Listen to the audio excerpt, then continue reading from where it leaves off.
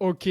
Bon, bonjour, bonjour, bonjour. Merci de vous être connectés. Donc là, aujourd'hui, on va traiter un thème, donc avec un acteur expert dans la prospection qui a roulé sa bosse, depuis quelques années, et qui est venu, aujourd'hui, qui a accepté mon invitation. Que si vous me suivez, vous voyez que j'essaye de tenir un live par mois avec des experts, notamment dans la prospection et dans la vente. Et là, je suis vraiment hyper content de t'avoir, Jean-Michel Bergeau. Donc, pour certains, je pense que voilà, vous le connaissez déjà, ou pour d'autres, je pense que tu peux aussi te présenter. Ouais, bah vas-y, n'hésite pas à Ouais, te présenter et à présenter très un bien. peu l'agence également. Ouais. Ça marche, ouais, avec plaisir. Merci, Nas, et bonjour à tous. Qui a roulé sa bosse, ça veut dire que je suis vieux, j'ai bien compris le message, je te remercie.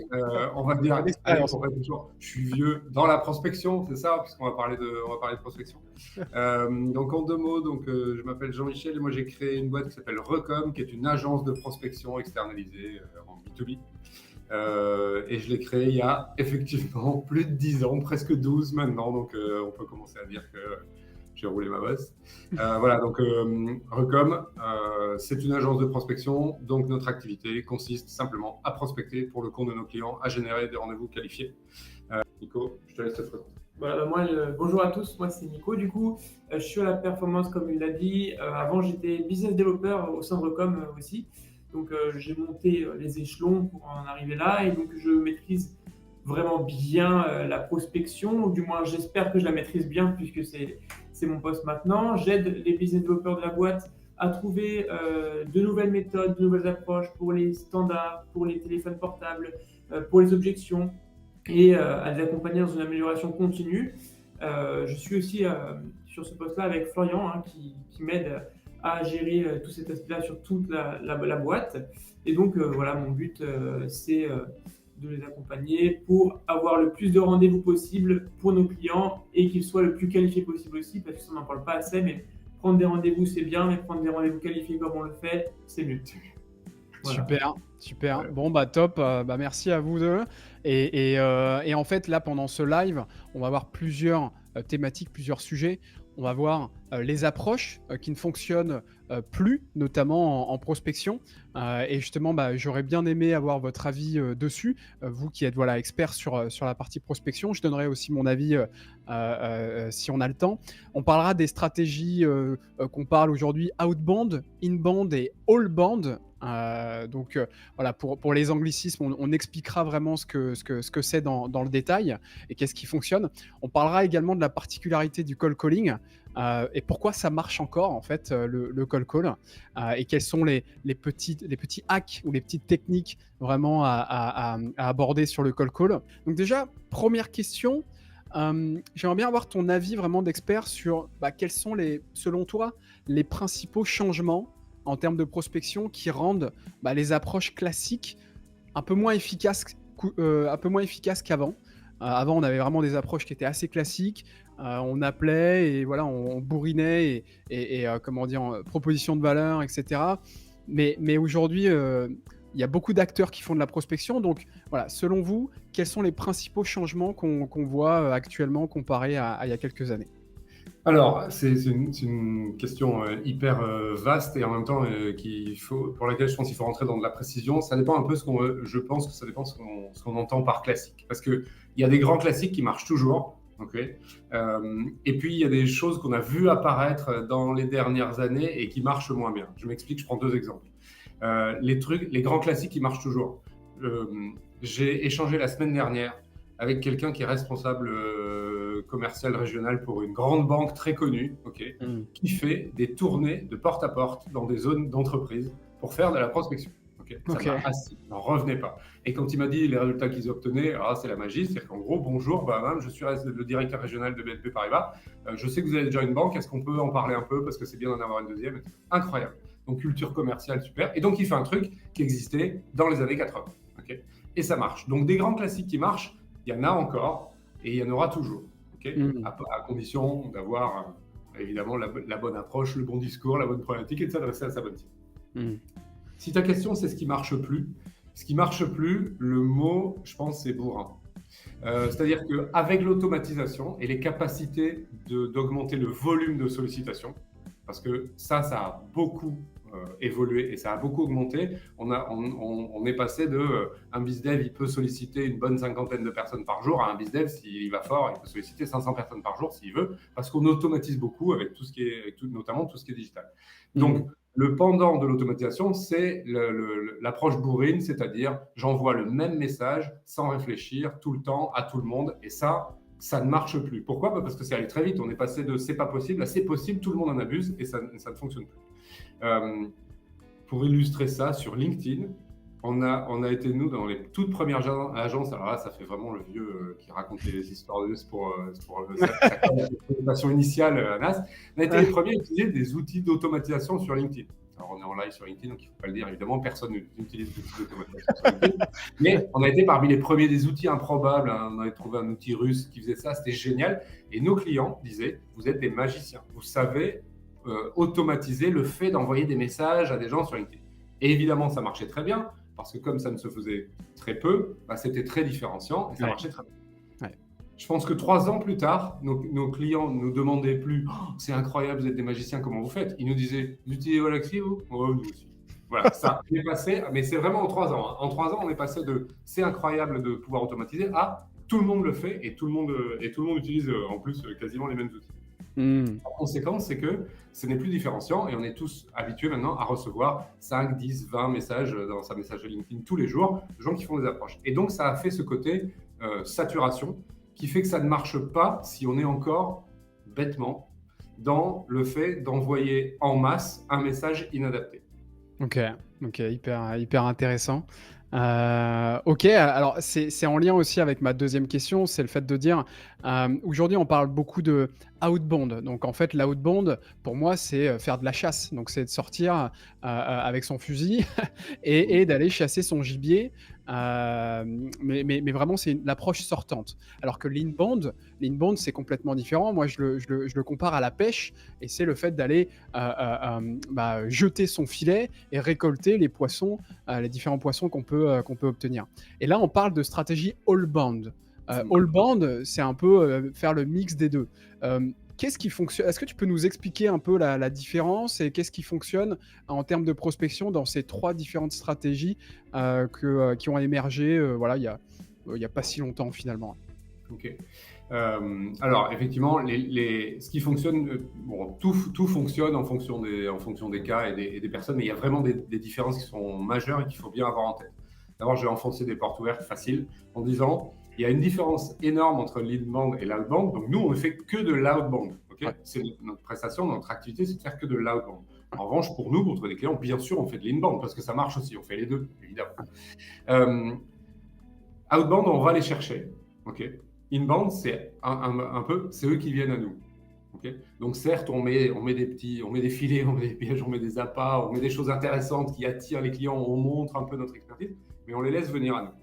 Les différences évidemment faciles, c'est l'outbound quand on va les chercher, c'est plus dur parce qu'ils n'ont rien demandé, okay, mais nous, on choisit qui on va chercher. Donc, on cible. Donc, si je veux avoir des clients qui sont des boîtes industrielles de plus de 50 millions d'euros de chiffre d'affaires en région Bourgogne, et bien ça, avec l'outbound, je vais me faire un fichier de boîtes industrielles de plus de 50 millions d'euros en région Bourgogne, parce que je pense que ceux-là, ils ont un truc et que moi, je peux régler, et je vais aller les chercher. Alors, ils ne m'ont rien demandé, ils n'ont pas émis de souhait, mais je peux les cibler. Okay. L'inbound a les avantages inverses et les inconvénients inverses, évidemment, c'est facile. C'est-à-dire que l'inbound, je vais laisser venir des gens qui sont donc un peu intentionnistes, ils ont un besoin, ils le cherchent, ils l'expriment plus ou moins fort. Hein. Donc Google Ads, ils ont vraiment tapé le mot. Si je fais un lead magnet avec un livre blanc, ça veut dire qu'ils s'intéressent un peu à la notion. Donc ils sont plus ou moins intentionnistes, okay, mais je ne choisis pas qui ils sont. Ouais. Et si moi, je veux percer dans le marché de l'industrie et qu'il me vient que des boîtes de services, à l'inbound, je peux pas les choisir. Okay. Ouais. Donc, évidemment, ce sont 2 approches qui sont très différentes. Et le mieux, bien sûr, c'est quoi, comme dans tous ces cas-là, c'est de faire les deux. Ouais. Et la plupart de nos clients qu'on accompagne sur la partie outbound pure et dure font évidemment aussi plus ou moins de l'inbound en parallèle. Voilà. Okay. Et c'est très complémentaire. La différence aussi, c'est bête, c'est que l'inbound, on est assez dépendant. Okay, on est assez dépendant des leads entrants. Alors, on peut bien travailler pour essayer d'avoir régulièrement de l'entrant, okay, mais on est assez dépendant de ces leads entrants. L'outbound, on est moteur, on est proactif. Si je décide de dire je veux, moi, booster mon premier semestre 2025, je mets des moyens dans l'outbound et je vais chercher des clients. Même si on peut mettre plus de moyens dans l'inbound, mais on est dépendant des autres. Voilà. Ouais. Donc, c'est vraiment deux approches qui sont très différentes et qui sont complémentaires. Et oui, là aussi, j'ai bien conscience que j'en pousse une panthère. Le mieux, c'est de faire les deux en même temps parce que ça gomme, vous savez, ces trucs infernaux qui consistent à avoir des pics et des creux dans l'activité, dans les phases de production, et d'avoir des phases où on produit beaucoup, on a plein de clients, mais du coup, on ne prospecte pas. Et donc, quand l'émission s'arrête, après, on se retrouve, on n'a rien. Du coup, on tombe en activité. Alors, à ce moment-là, on se met à prospecter, etc. Et le mieux, c'est de faire les deux en permanence tout le temps pour avoir comme ça plus de régularité dans l'activité. Ouais. Est-ce que tu peux nous décrire étape par étape, vraiment, pour une personne, pour une entreprise qui souhaite mettre un système de prospection à outbound? Vraiment, étape par étape. Peut-être vous pouvez répondre à cette question tous les deux, mais qu'est-ce que vous mettez en place, vraiment étape par étape, de manière hyper concrète, pour arriver à avoir, in fine, des rendez-vous qualifiés avec le cœur de cible? Ok. Alors, très bien, on va répondre tous les deux parce que moi, je vais pouvoir répondre sur ma partie qui est ma marotte, mon dada, un truc qui est la préparation, qui est la cible et la problématique, puisque je ne parle que de ça, parce que je pense que c'est ce qu'il y a de plus important. Et ensuite, Nico pourra compléter sur le process et le côté vraiment très organisé, très processé de la prospection. Ouais. Moi, le point sur lequel je veux insister sur ce qui fonctionne, c'est le couple cible-problématique. C'est-à-dire, avant de lancer quoi que ce soit, de choisir des outils, de chercher des hacks et de faire des copywriting, machin, il faut réfléchir à qui est ma cible, quelle est la problématique qu'elle a, okay, comment j'identifie une cible qui a la problématique que j'adresse, okay, et ça avec le plus de précision possible. C'est un exercice qui n'est pas évident à faire, surtout dans de l'outbound où, comme on disait tout à l'heure, on va choisir de cibler des gens. Okay, c'est-à-dire que nous, on a une problématique qui est assez récurrente chez nos clients, qui ont des marchés potentiels assez importants, parce qu'en prospection, on va leur demander de faire des choix pour avoir une approche qui soit précise, en disant à qui tu parles, quelle est sa problématique, comment il voit ce problème-là, comment il l'exprime et quel est vraiment son point de douleur. Parce que de ça, tu auras un argument différenciant à mettre en avant et donc tu vas générer un premier contact qui ouvrira une discussion qui permettra de closer après. Donc vraiment, le point de départ, c'est faire des choix de quelle cible on veut avoir, quelle est la problématique. Plus on connaît la cible, plus on connaît la problématique, plus le message sera percutant et pertinent. Et donc, ça reboucle avec ce qu'on disait tout à l'heure en disant, quand on a capacité à automatiser et que donc on ne veut plus faire cet effort-là, on envoie le même message à tout le monde et ça touche personne. Okay. Donc, le choix de départ, c'est le plus important. Même, et j'insiste là-dessus, même quand on a un marché potentiel énorme, ben c'est là où il faut faire les choix les plus durs. Mais ce n'est pas des choix graves, c'est juste de dire, là, maintenant, pendant 3 mois, je vais prospecter ces gens-là parce que c'est mes clients préférés, ils ont telle problématique que je sais, je l'adresse hyper bien, que j'ai des éléments différenciants. Et donc, je fais le choix d'aller à fond là-dessus. Et une fois qu'on a fait ça, après, on peut dérouler un vrai process de prospection. Voilà. Sur le process de prospection, ce qui est ultra important, comme l'a dit Jean-Michel, c'est de bien définir sa cible. Mais quand on définit sa cible, il faut savoir aussi définir comment on va l'approcher. Puisqu'on ne va pas approcher pareil un DRH, un DAF, un directeur RSE. Et donc, tout ça, en fait, il faut le définir à l'avance avec le chef de projet, le ou la chef de projet, pour qu'on puisse savoir comment on va axer notre discours. Une fois qu'on a préparé notre discours, qu'on a notre pitch qui est prêt, il faut qu'on s'entraîne à pitcher le plus facilement possible et avec le plus d'aisance possible en peu de temps. Parce qu'on sait très bien qu'en prospection, il faut qu'on soit percutant très rapidement. Une fois que ça c'est prêt, ce qu'on fait, c'est qu'on va préparer du coup le fichier, bien sûr avec les gros hackers, et on va commencer à chauffer du coup cette base de données par plusieurs canaux. Comme on l'a dit plus tôt, il y a LinkedIn qui fonctionne très bien, le mail qui est indispensable et bien évidemment le téléphone. Alors le téléphone, pareil, pour avoir le plus de résultats possible, le mieux c'est de privilégier les 06. Mais encore une fois, si on privilégie les 06, il faut avoir une approche pour les 06 et une approche pour les standards. Parce que ça, c'est pas du tout la même approche qu'on va avoir avec un prospect en direct, qu'on va déranger dans sa vie à un moment non attendu, et à un process où on va le déranger par un standard, et donc où il sait qu'il va recevoir notre appel. Ça, c'est vraiment très important. Une fois qu'on a mis tout ça en place, on va pouvoir commencer du coup la prospection. Le but de cette prospection, c'est vraiment de faire entonnoir pour avoir le nectar, on va dire, des prospects, pour pouvoir avoir vraiment le must du must, et que quand on l'appelle, il ait déjà reçu un mail, il ait déjà entendu parler de nous, il sache la valeur ajoutée qu'on lui a apportée, et qu'il puisse être à l'écoute active de ce qu'on va lui proposer. Mmh. Bien évidemment, comme l'a dit Jean-Michel aussi, il faut qu'on ait une valeur ajoutée dès le début. Si on appelle pour prendre un rendez-vous, comme vous disiez, Anas, au début, vous disiez il y avait la prospection bourrine. Avant, ça marchait bien, c'est Mmh. vrai. On Ouais. appelait, on prenait un rendez-vous, on qualifiait par essai. C'était quelque chose qui marchait bien en prospection pour toutes les entreprises. Mais aujourd'hui, on se rend compte que le prospect, quand on l'a au téléphone, il faut lui faire comprendre qu'on appelle lui et on n'appelle pas son secteur d'activité. On n'appelle Ouais. pas les gens de tous les DRH de France. On appelle Monsieur X de telle entreprise parce que notre solution qu'on lui apporte est faite pour lui. Et ça, c'est très compliqué à faire. Et c'est pour ça que le cheminement de réchauffer les leads est très important puisque c'est ce cheminement-là qui va lui permettre de comprendre que tout ce qu'on a fait était pour lui. Même si, dans le fond, on le sait bien, tout ce qui a été mis en place n'était pas pour lui. Hein. Mmh. C'est pour ça que, voilà, dans le process de prospection, pour moi, pour résumer tout ça, il faut préparer son discours, préparer sa cible, préparer ses différentes approches selon le canal, donc téléphone, mail, LinkedIn. Et après ça, il faut aussi de la patience pour pouvoir anticiper et comprendre quand est-ce qu'il faut appeler la bonne cible et au bon moment, et quand est-ce qu'on va appeler le prospect selon les moyens mis en place en amont. C'est-à-dire que si vous faites du mailing ou du LinkedIn, ça ne sert à rien d'appeler l'heure d'après cette personne-là, surtout si on ne sait pas s'il a vu ou consulté votre mail. Donc c'est pour ça que c'est important aussi de préparer sa prospection les jours qui précèdent pour pouvoir, le jour de prospection, avoir, comme je me répète, mais le nectar des prospects. Ok, ok. Il y a beaucoup de prospects ou de personnes qui se disent ouais, mais moi le canal téléphonique, je suis pas fait pour ça, j'aime pas trop, etc. Est-ce que c'est primordial? Est-ce que vous observez une grosse différence entre la prospection mail, LinkedIn et ensuite la prospection téléphonique? Pour répondre factuellement à ta question, l'idée, c'est de prioriser en permanence les appels par rapport à l'écrit. Okay, pourquoi? Parce que les appels, ça prend du temps. Ouais. L'écrit, ça ne prend pas de temps. Donc, puisqu'on investit du temps, il faut que ce temps il soit le plus efficace possible. Ouais. Donc, ça veut dire quoi? Ça veut dire que si j'ai 2 prospects, il y en a un qui a ouvert mon mail et téléchargé ma doc, et un qui ne l'a pas ouvert et qui ne sait pas qui je suis, et que moi, j'ai le temps de passer qu'un seul coup de fil, lequel je vais appeler? Évidemment, celui qui a ouvert mon mail. En fait, l'idée, c'est de faire ça en permanence et pour des volumes importants de prospects. C'est-à-dire qu'en permanence, on alimente la base avec un peu d'écrit, l'oral, un peu d'écriture. Et on traque toutes les interactions à l'écrit, c'est-à-dire qu'on voit qui ouvre les mails, qui lit les mails, qui ouvre les docs, qui lit les docs, qui accepte la mise en relation de LinkedIn, qui répond, etc.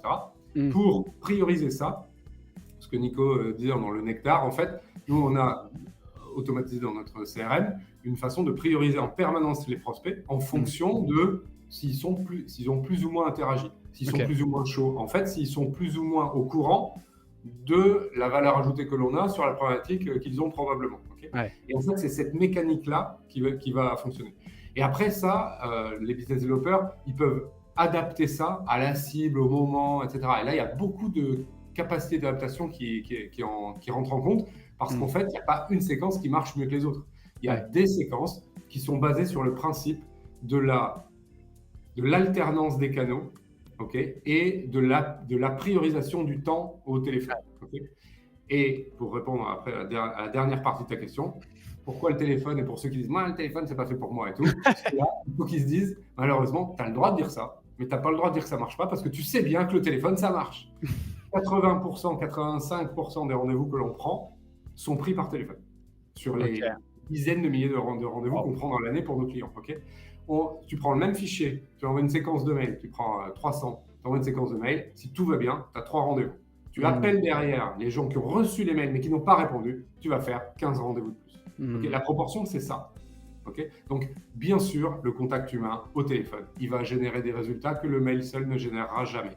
Mais le mieux, c'est l'alternance de tout ça. C'est-à-dire qu'il y ait déjà des écrits pour avoir la possibilité d'avoir quelqu'un qui répond oui et qui est intéressé tout de suite, mais qui va aussi faire prendre conscience au prospect de ce qu'on veut faire et de la marque et de la proposition de valeur et du service ou du produit, etc., pour ensuite être plus efficace dans le closing et donc avoir un ratio temps passé à téléphoner, nombre de rendez-vous obtenus qui soit plus efficace. Il y a beaucoup de points sur les outils. Est-ce que vous pouvez un peu nous dire les différents outils qu'on pourrait utiliser dans toute cette campagne de prospection, du ciblage jusqu'à la mise en place de campagnes multicanales, et ensuite la partie, tu en as parlé tout à l'heure du canal téléphonique, le callbot, mais est-ce qu'il y a d'autres outils que vous utilisez sur ce canal-là? Ouais, un petit focus sur les différents outils que vous utilisez. Donc ça, c'est la première question. Et Ouais, la, vas-y, et la deuxième question, je suis inspiré là. vas-y, Et, vas-y, vas-y. et la deuxième question, c'est avec l'émergence de l'intelligence artificielle, tu as commencé à en parler justement sur la partie callbot, comment vous faites en sorte de greffer l'intelligence artificielle pour qu'elle vous aide en fait dans vos campagnes de prospection notamment? Ok. Allez, les deux questions, tu me complètes si j'oublie des choses. Oui. La première partie de la question sur les outils, honnêtement, je me lance, ça va faire très name dropping parce que évidemment, nous, on ne travaille pas avec un outil, on n'est pas marié avec un outil, on en utilise plein parce Ouais. qu'il en existe beaucoup qui sont tous plus intéressants les uns que les autres et qui apportent tous des choses. Donc, si je balance un peu comme ça les outils de notre stack, ok. Pour constituer les fichiers, on va utiliser alors potentiellement des fournisseurs de data pure et dure, donc Compass, Nomination, Elisphère, des choses comme ça, Faro, ok. Ensuite, on va avoir des outils plutôt d'enrichissement de data, Drop Contact, Full Enrich, Zelic, qui marche hyper bien. Donc, est-ce que j'en oublie déjà? C'est déjà pas mal là-dessus. Ça, c'est juste des outils pour constituer les fichiers au départ, ok? Ok. Et on rajoute la brique, le callbot qui s'appelle Starlead, ok, pour vérifier les coordonnées. Donc il y a quelqu'un qui pose la question, est-ce qu'on les scrape en amont? Oui. Donc, et Sales Navigator, bien sûr. Hein. Soit on achète de la data, soit on va construire notre data par étapes successives. C'est-à-dire, je pars de LinkedIn, j'extrais avec Sales Navigator, et ensuite je vais, avec Sales Navigator et LinkedIn, on va trouver nom, prénom et profil LinkedIn. Et il nous manque l'adresse mail et le numéro de téléphone. Et ça, on va aller les retrouver avec des drop contacts, des full enrich, des Elic, etc. Plus d'autres outils très vilains pour retrouver des numéros de téléphone portable, mais ça, nous, évidemment, on ne les utilise pas. Tu penses à quoi comme outil très vilain? J'ai rien dit. Voilà, parce que parfois, ça aide un peu quand même, mais là, on ne les utilise pas. Et donc voilà, ça, c'est pour constituer les fichiers. Ensuite, pour adresser les messages, alors nous, on a un CRM qui est assez particulier, qu'on a beaucoup customisé à notre utilisation. Okay. Ouais. Nous, toute la partie écrite, on l'automatise directement dans notre CRM. Donc, on a un CRM génial qui s'appelle NetHunt, mais qui n'est pas très connu, qui est plugué dans Gmail et qui permet de faire des séquences automatisées. Donc, toute la partie cold email, donc les envois de mail, et la partie LinkedIn, on la gère dans NetHunt. Okay. Mais là, il existe des outils comme Wallaxy que j'ai cité tout à l'heure, Lemlist, la Growth Machine, super, qui est français, qui marche très bien. Ces outils-là permettent de faire ces automatisations-là. Okay. Ensuite, on a les outils de tracking. Alors, la plupart des trackings de mail, c'est dans les clients mail que ça se retrouve ou dans des CRM plugués dans les mails comme nous chez NetHunt. On a un outil de tracking des documents qui s'appelle Tilkey, encore un peu de chauvinisme lyonnais, qui est un outil génial pour savoir si les gens regardent les docs que l'on envoie. Okay. Donc ça, c'est pour la partie tracking. Et puis après, pour la partie, dans notre stack technique, pour la partie téléphone, il faut un bon opérateur téléphonique en VoIP qui permet de faire de la stat vraiment et de suivre ça très bien. Et ensuite, il faut du reporting. Donc, du reporting, nous, on utilise beaucoup Google Data Studio et Airtable. Qui permettent de vraiment monitorer des résultats dans des choses analysables pour pouvoir améliorer. C'est-à-dire, est-ce qu'ils répondent à tel mail, est-ce qu'ils regardent ça, est-ce qu'ils répondent à tel moment, qui a répondu à quoi, etc. Toujours pour analyser et pouvoir améliorer. Analyser deux grands sujets. Un, la joignabilité. Deux, la transfo. En prospection, c'est basique. Hein. On se pose que deux questions. Est-ce que j'arrive à joindre les prospects pour leur présenter le truc que je veux leur présenter? Et est-ce que ça les intéresse quand je leur présente? Alors, il y a 1000 choses à analyser pour ces deux questions, mais on se pose ces deux questions-là et dans l'ordre.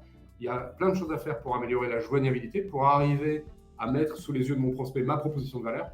Et ensuite, quand je mets ma proposition de valeur, qu'est-ce qui se passe? Est-ce qu'ils acceptent? Est-ce qu'ils ont des objections? Sur quoi? Comment est-ce que je peux être plus pertinent? Comment est-ce que je fais mon pitch pour mettre en avant le bon argument, celui qui va améliorer le plus, marcher le plus? Donc tout ça, il faut l'améliorer en permanence, donc il faut le mesurer pour l'améliorer.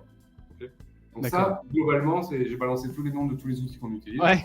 Un budget outil complètement délirant, mais ils ont tous leur utilité. Et oui, là maintenant, du coup, quels sont les outils d'intelligence artificielle et finalement comment ils arrivent à simplifier vos Ouais. campagnes de prospection? Alors, je dirais, on a 3 gros sujets sur l'IA. Le premier, c'est l'IA nous aide à préparer les campagnes de prospection.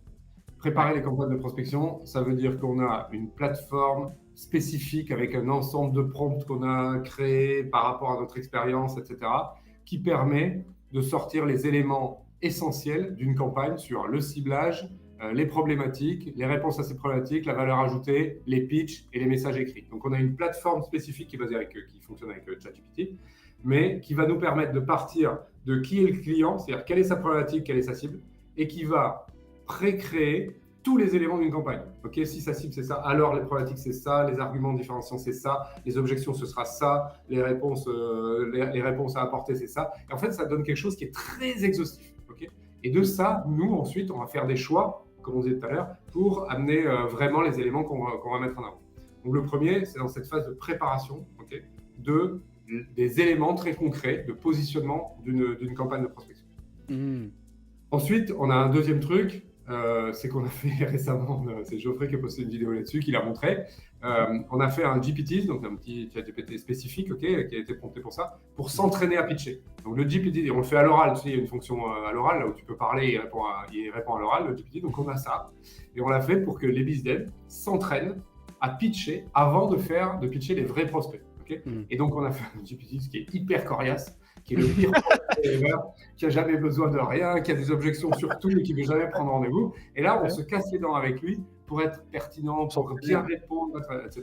Donc ça, c'est un outil d'entraînement de ChatGPT, c'est juste génial. C'est vraiment un jeu. Hein. Tu prends ton téléphone, tu lui parles et donc c'est une interaction. Et donc tu peux t'entraîner avec ça. Mmh. Le sujet suivant, c'est les messages à l'écrit, okay, mail et LinkedIn. Là, on a des outils d'IA, donc on utilise notamment beaucoup Clay. Il y a aussi Human Linker qui est connu sur la partie LinkedIn. Okay, donc là, ça permet quoi? Ça permet de rédiger des messages qui vont être spécifiques à chaque prospect. C'est-à-dire que plutôt que d'envoyer un message qui dit « Bonjour, vous êtes DSI et je vends des solutions de cybersécurité, j'aimerais avoir l'occasion de vous les présenter », ça va faire un message très spécifique sur la boîte, l'activité de la boîte, éventuellement une actualité qui va permettre de faire ce que Nico évoquait tout à l'heure, cet effet hyper personnalisé en disant « Voilà pourquoi je vous contacte, vous ». Okay, donc ça, sont des outils qui sont capables de raccrocher sur le site internet du prospect, éventuellement des recherches web complémentaires sur l'actualité et leur activité sur LinkedIn pour générer des messages qui font des icebreakers hyper personnalisés et donc des introductions hyper personnalisées. Okay, énorme avantage, c'est très personnalisé. Petit inconvénient, parfois l'IA, dans 9 cas sur 10, c'est super, et dans 1 cas sur 10, elle dit des grosses conneries. Donc, quelque part, c'est à prendre avec des pincettes. C'est 90% du temps, c'est chouette. Ouais. Et dans 10% des cas, il est un peu à côté de la plaque et il va dire j'adore votre style de traitement de surface dans la tôlerie, voilà. Et ça n'a pas beaucoup de sens. Quoi. Voilà. Il faut accepter le fait qu'il y ait un peu d'erreur. Okay. Donc ça, c'est dans la partie message écrit. Et le dernier point, c'est ce que Nico évoquait avec Fidae. Fidae, c'est un outil qui est tout nouveau et qui est assez révolutionnaire pour nous, qui va, lui, écouter tous les calls de tous nos BizDev tout le temps. Okay, et qui va, grâce à une retranscription, à une analyse IA avec des prompts, faire 3 choses. La première, c'est un énorme gain de productivité du BizDev parce que lui, il peut être concentré dans sa conversation et après, il a une retranscription, un résumé qui lui dit ce qu'on s'est dit, ce qu'on s'est dit qu'on ferait après et qui peut lui faire un joli résumé. En plus, nous, on rend compte à nos clients de ce que l'on fait, donc ça fait des résumés des journées, etc. C'est juste génial en termes de productivité et ça permet de ne pas écrire en même temps dans le CRM pendant qu'on passe des appels. Tu vois, donc ça. Intéressant. Donc ça, c'est le premier point. Le deuxième sujet, c'est que c'est un outil d'amélioration, c'est-à-dire qu'on a, si tu veux, découpé un call de prospection avec des étapes, l'icebreaker, la découverte, les réponses aux objections, la prise de rendez-vous, etc. Et l'IA est capable, par rapport à des standards de qualité qu'on leur a donnés, de en permanence évaluer et noter si on a bien fait toutes les étapes à chaque fois, ce qui fait que chaque business développeur a un plan d'amélioration spécifique à son activité à lui. Et ces managers peuvent savoir sur quoi il a besoin de s'entraîner, de s'améliorer. Ok. Donc, juste écouter et retranscrire les calls, c'est une chose, mais avec l'IA, on a un vrai outil de productivité qui fait gagner un temps fou au Bizdev. Deux, un outil d'amélioration et un outil de suivi managérial. Ok. Et la cerise sur le gâteau, c'est que comme il nous fait aussi cet outil une analyse de ce que racontent les prospects, on a des retours marchés et des analyses d'objections de la part des prospects qu'on peut fournir à notre client.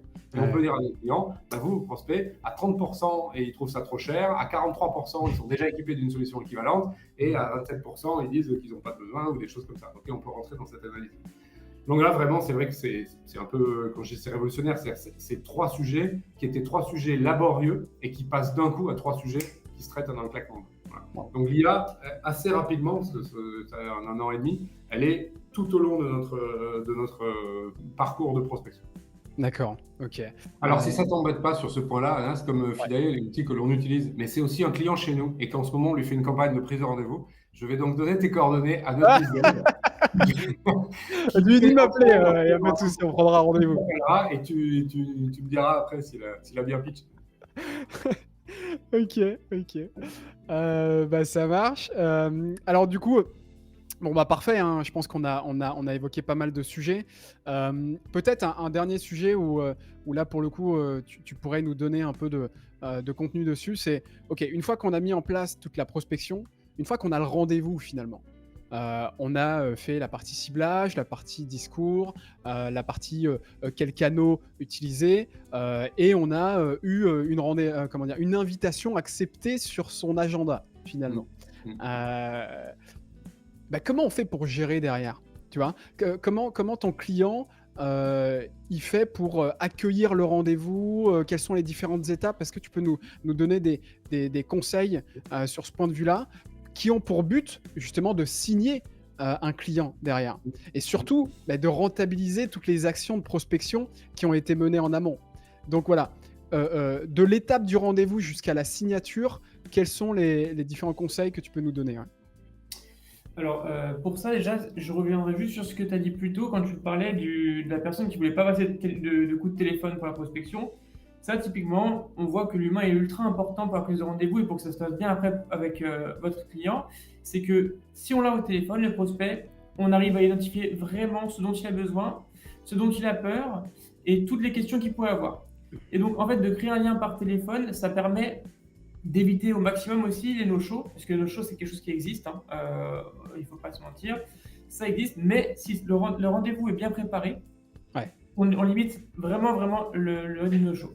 Après le BD, pour que tout se passe bien, une fois que le rendez-vous est fixé dans l'agenda du client, il va pouvoir préparer plusieurs choses. Un mail de relance au prospect en lui disant « Ce jour-ci, je vous rappelle qu'on vient de fixer un rendez-vous pour vous présenter la solution. » Un mail récapitulatif.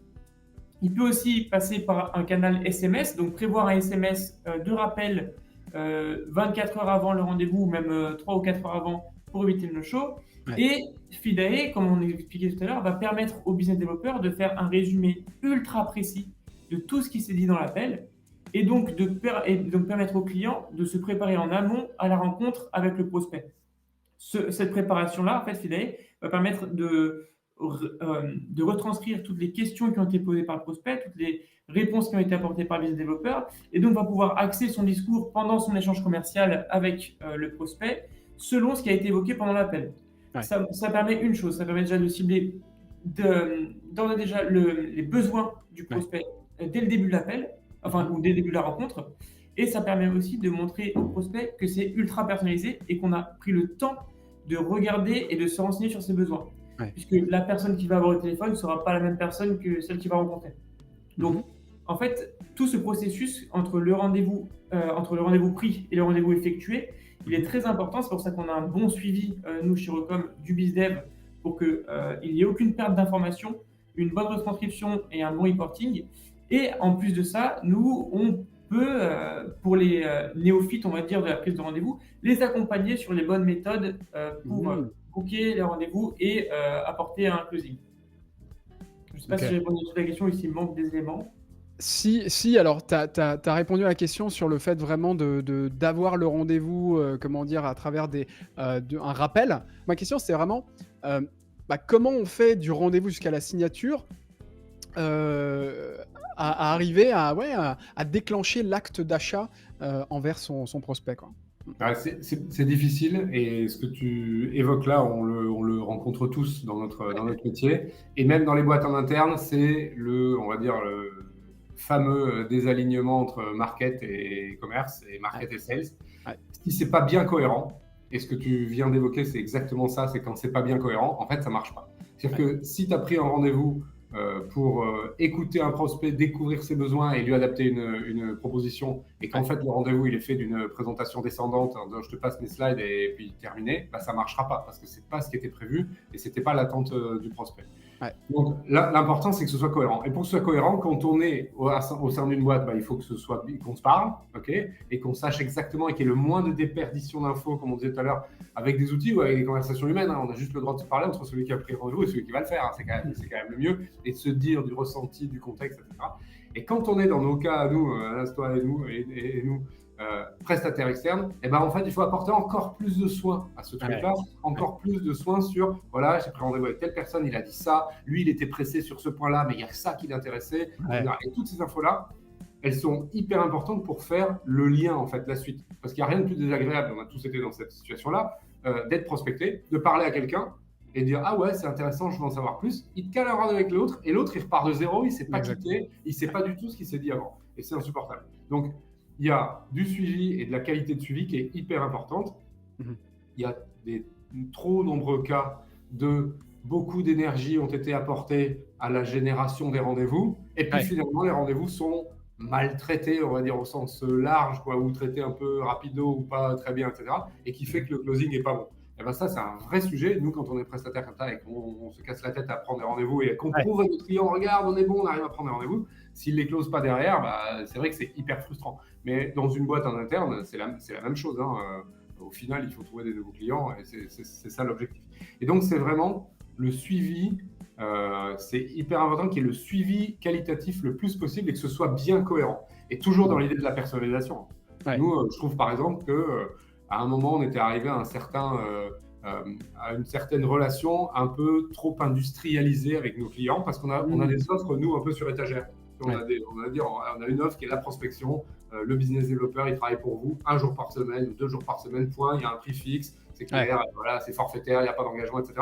Et du coup, ça donne pas trop lieu à des propositions spécifiques, tu vois. Et donc, c'était très industrialisé. Mais je pense que, quelque part, nous, on a commencé à en pâtir un peu de ça, de dire, voilà, nous, nos offres, elles sont comme ça. Et donc, les rendez-vous, étaient un peu moins qualitatifs. On a un peu changé ça, on a mis plein de nouvelles options qui nous poussent, plus ou moins directement, à plus écouter le prospect. Et donc, à faire plus de liens entre ce qu'il a dit avant et nous, là, je parle toujours pour nous, quand on trouve nos propres clients à nous, et à plus écouter le prospect pour lui adapter une proposition. En fait, c'est 10 fois plus qualitatif. Donc, encore une fois, on revient au même principe que lorsqu'on a fait le tout premier contact avec le prospect. Il faut personnaliser. Pour ça, il faut comprendre le gars qui est en face.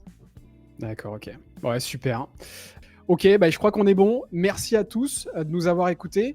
Merci le duo, là, Nico et Jean-Michel. Avec grand plaisir. Écoute, merci à toi de nous avoir invités aujourd'hui. C'était super. Avec plaisir. Donc, il y aura un replay. Le replay sera mis du coup sur la chaîne YouTube. Donc vous pourrez le voir, il faut juste qu'on fasse des petits réglages et des petits cuts dessus, mais il sera disponible à partir de la semaine prochaine. Voilà. Okay.